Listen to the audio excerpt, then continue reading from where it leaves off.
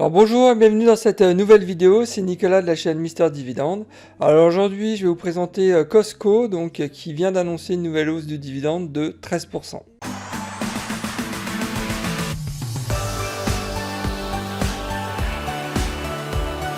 Alors pour ceux qui ne connaissent pas Costco, c'est les leaders de la vente sur entrepôt.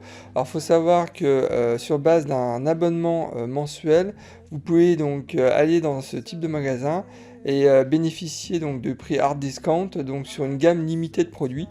Ils sont très présents aux États-Unis, hein, et on parle quand même de 800 magasins, dont 73% des magasins aux États-Unis.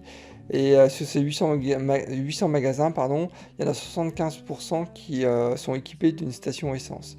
Donc on parle vraiment vraiment d'un gros groupe qui emploie quand même 273 000 personnes. Alors Costco, symbole COST, a annoncé le 14 avril 2021 un nouveau coupon à 0,79 cents. Donc il faut savoir que le rendement du dividende, et là ça commence mal, pour moi en tous les cas, parce qu'on parle d'un rendement à 0,87%, donc c'est vraiment très faiblard. Le titre est à 363 $, donc c'est énorme. Et la capitalisation boursière est à 161 milliards de dollars. Donc si on jette un coup d'œil sur le titre, on constate que le rendement du dividende est actuellement inférieur à sa moyenne ces 5 dernières années. Donc on était sur un dividende autour de 1,2% en moyenne. Et là, c'est vrai que depuis, même avant le Covid, depuis 2019, on constate une hausse du titre. Et puis j'en viens tout de suite, avec un PER depuis début 2019 qui a augmenté vraiment de manière importante, qui est au-dessus de sa moyenne des 5 dernières années. Donc on parle d'un PER de 35. Alors pour du retail, c'est hallucinant. Donc il y a PER de 35 par rapport à un PER du secteur qui est à 22,7. Là je comprends pas. Bref, là c'est vraiment très cher le titre. Alors au niveau du dividende, on parle d'une croissance sur les 10 dernières années extrêmement importante, de 13% par an. Donc c'est vraiment très soutenu. Regardez cette courbe, elle est hallucinante. Imaginez en 2012, ils étaient à 1 dollar annuel. Et donc là, maintenant, on parle quand même d'un dividende qui est au-delà, qui s'approche des 3 $, quoi. Ça, c'est hallucinant. Les 5 dernières années, la croissance était aussi très soutenue, donc 12%, donc cette année 13%, bref. Donc à ce niveau-là, il n'y a vraiment rien à dire. Je pense que Costco aime ses actionnaires et ses actionnaires le rendent bien. Et ça fait 16 ans qu'ils versent un dividende depuis sans interruption. Et 16 ans qu'ils versent un dividende croissant. Donc vraiment superbe track record à ce niveau-là. Alors au niveau du coupon, c'est un coupon trimestriel, en mois 2, février, mai, août et novembre. Donc le coupon annuel est à 3,16 $. Donc si vous souhaitez toucher son prochain dividende, il faut savoir qu'il faudra être actionnaire, acheter une action avant le 29 avril pour bénéficier de la distribution qui est prévue le 14 mai.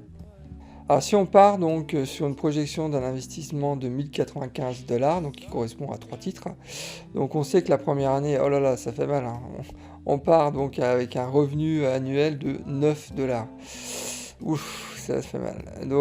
En 2031, on partira, cet investissement va générer un revenu annuel de 29 $, et en 2041, on touchera un revenu annuel de 91 $. Donc on part de 9 $ à 91 $. Bon, c'est vrai que la croissance elle est belle, hein. On part sur une croissance de 12% par an, mais là on part de trop bas, très clairement. C'est juste pas possible pour moi en tous les cas, un investisseur qui cherche le rendement au-delà de 3%, là on part de vraiment trop bas. Alors si on jette un coup d'œil au niveau du business, on constate qu'au niveau du chiffre d'affaires, c'est excellent. On était en 2011 à 89 milliards de dollars, pardon. Et là, on est actuellement à 179 millions de dollars. Ils ont explosé les compteurs pendant la période du Covid. Regardez, ils étaient à 167 153 millions même, ou 167, enfin bref, c'était pas dans la période. Et là, ils sont donc sur un estimé à 179 millions de dollars, milliards de dollars, c'est extraordinaire. Là, franchement, la performance, elle a été...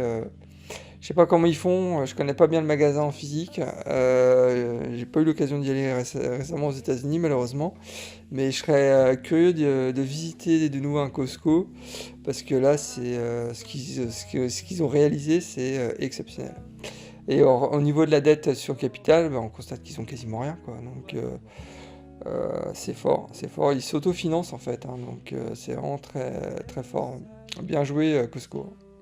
Alors si je devais retenir quelques points forts, je dirais le premier c'est le format en fait d'adhésion que j'apprécie particulièrement parce qu'en fait ça montre en fait que les clients sont plutôt fidèles à la marque. Les derniers chiffres montrent que le renouvellement des abonnements est de 90%. Donc c'est c'est extraordinaire d'avoir un niveau de renouvellement aussi important, c'est assez rare. Le second point, c'est en fait au niveau des achats. Ils proposent très peu de produits et donc ils ont forcément un pouvoir d'achat très important sur le prix. Donc on appelle ça aussi des leviers d'approvisionnement. Et ça pour préserver, voire augmenter les marges, bah, c'est vraiment idéal quand vous êtes acheteur. Et enfin, il faut savoir que le Covid donc, a vraiment bénéficié en fait à Costco, qui est rien d'autre qu'un hard discounter, hein, Costco. Donc, et forcément, quand il y a la crise qui arrive, bah, les gens ils vont en priorité dans ce type de magasin. Et c'est ce que je dis, hein, c'est l'essence même du business de Costco, c'est le hard discount. Donc, forcément, quand il y a des crises économiques importantes, comme on a connu en Europe et aux États-Unis, les gens en général essayent de faire des économies, et puis on essaye tous d'aller là où ça coûte le moins cher. Donc, euh, donc voilà, c'est vraiment une belle boîte, hein, Costco. Il y a rien à dire à ce niveau-là, mais par contre, il y a quelques points négatifs. Point de vigilance, on va appeler ça. Donc, je considère qu'en fait, l'environnement du commerce de détail est quand même très très concurrentiel aux États-Unis. Il y a beaucoup de hard discounters, il y a toute la partie digitale avec Amazon, avec Shopify. Vraiment, il y a vraiment beaucoup de concurrents. Et à mon sens, le sens de l'histoire, en tous les cas, c'est que il va y avoir un fort développement des offres numériques qui vont en fait contrer les offres de Costco. Et je sais pas comment ils peuvent se renouveler Costco, mais s'ils gardent le même business model, à mon sens, ils vont perdre des parts de marché face au digital. Bon, c'est ce que je pense, hein. Après, je me trompe peut-être, mais pour moi, là, il y a un risque majeur. Ensuite, on s'aperçoit que Costco essaye aussi de se développer, hein, en dehors des États-Unis. Donc, les États-Unis, c'est 73% des ventes pour Costco. Donc, ça veut dire qu'ils ont 27% des ventes qui sont à l'international. Mais on sent que sur le long terme, on se demande comment Costco va se développer en dehors des États-Unis. Les États-Unis, c'est un secteur qui est quand même ultra saturé au niveau de ce type de business, comme je le disais auparavant. Et s'ils veulent se développer, c'est à l'international. Mais à l'international, ils ont beaucoup de mal. Donc là aussi, il y a un risque pour moi qui est lié avec le risque précédent. Donc je sais pas. Pour l'instant, Costco est quand même encore très orienté US. On parle beaucoup de Costco aux États-Unis, un peu moins en France ou en Europe. Donc bon, à surveiller aussi. Alors pour conclure, je considère qu'actuellement, et vous l'avez compris, hein, le prix de Costco est absolument pas attractif, hein. On parle d'un PER qui est au-delà de 30. Enfin, je veux dire, pour du retail, c'est du n'importe quoi. Donc, bon, voilà. Au moins, c'est dit. Le rendement du dividende, on est en dessous de 1%. Donc, voilà, c'est juste pas possible pour moi. Et enfin, la projection long terme, bah, figurez-vous, je reconnais, hein, ils font un super boulot. C'est une super boîte. Mais j'ai du mal sur 10 ans, sur 20 ans, à savoir comment va se transformer Costco, parce qu'ils ont besoin de se transformer. Le business model, il peut pas rester comme il est. Et pour l'instant, j'ai du mal à comprendre comment ils vont se développer. Donc, ça va être intéressant de voir ça, parce que ouais, le principal ennemi de Costco, c'est le digital, à mon sens.